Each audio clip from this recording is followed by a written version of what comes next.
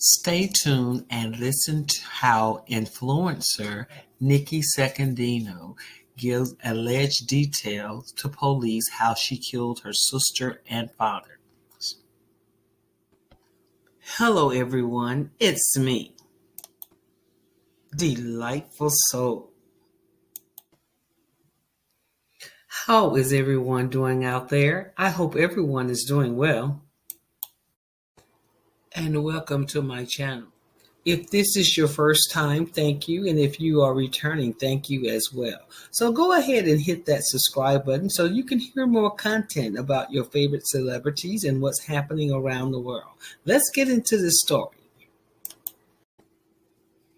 Accused transgender killer Nikki Secondino gave cops a chilling confession to the slashing attack on her dad and sister, declaring that she wanted them dead and boasted that she would have killed others if she could have.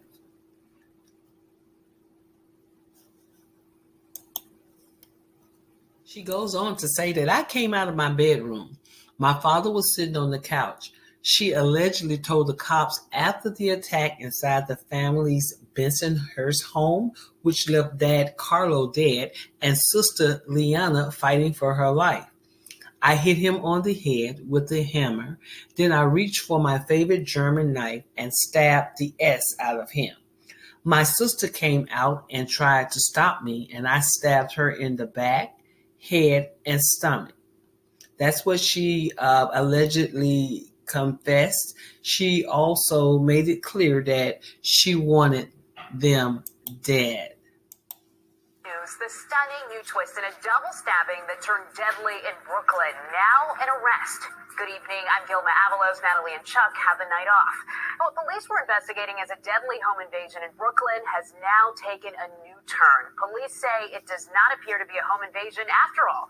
It happened early this morning at a home on 17th Avenue in Bensonhurst. Police at first said masked men stormed into the home, stabbing 3 people, killing a father inside. News 4's Erica Byfield is live in Bensonhurst with the arrest just made moments ago in this case. Erica?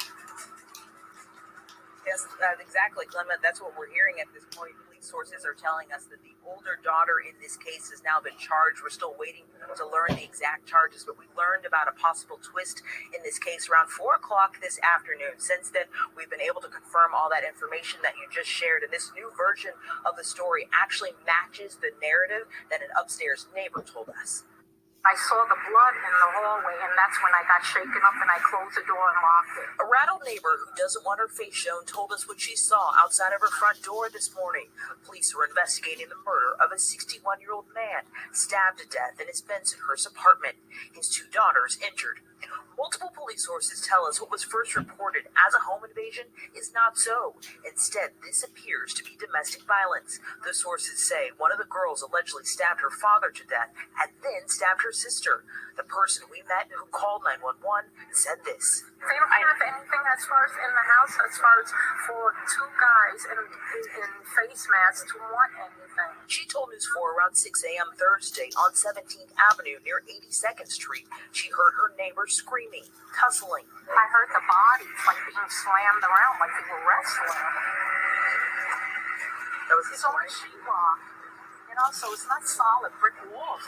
By mid-morning, detectives swarmed and had this area roped off.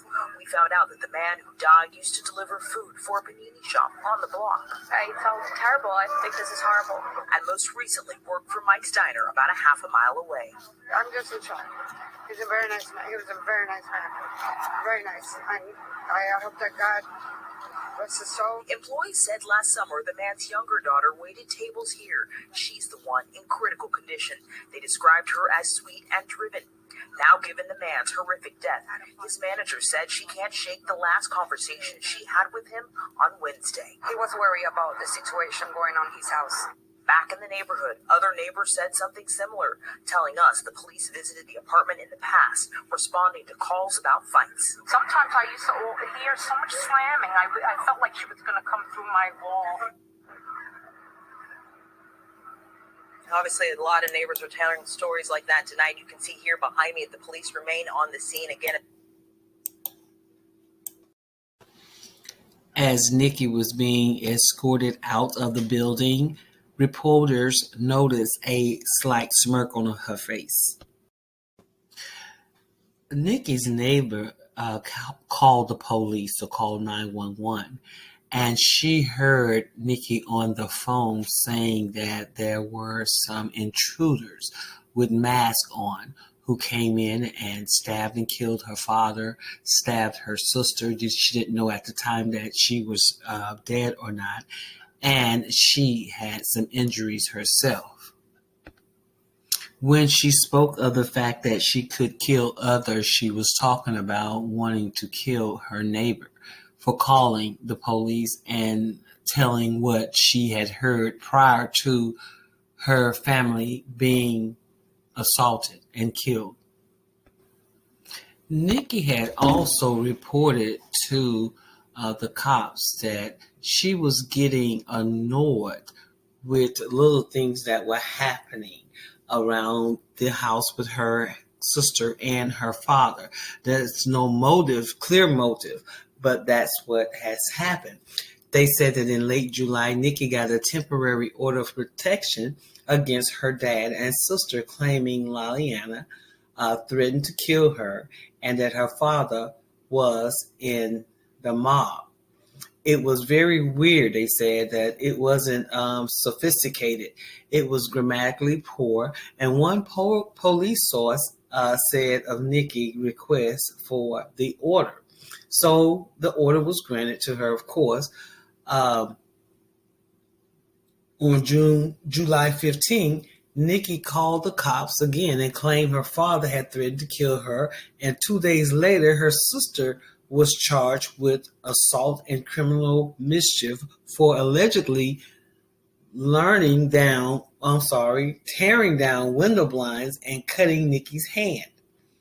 A judge agreed to sign off on that order, said sources, who added that her father was not to believe to be connected to the mafia. It was alleged that her father was pressuring her to get a job. She's only 22 years old. And like the report says, there is no clear reason why she attacked her father and sister. But I have a problem with someone 22 years old living in someone's house with no job, saying that they're frustrated. Were you frustrated when you were eating for free, sleeping for free? And yes, girl, you're going to have that freedom that you've always wanted. You're going to eat and live for free off the state.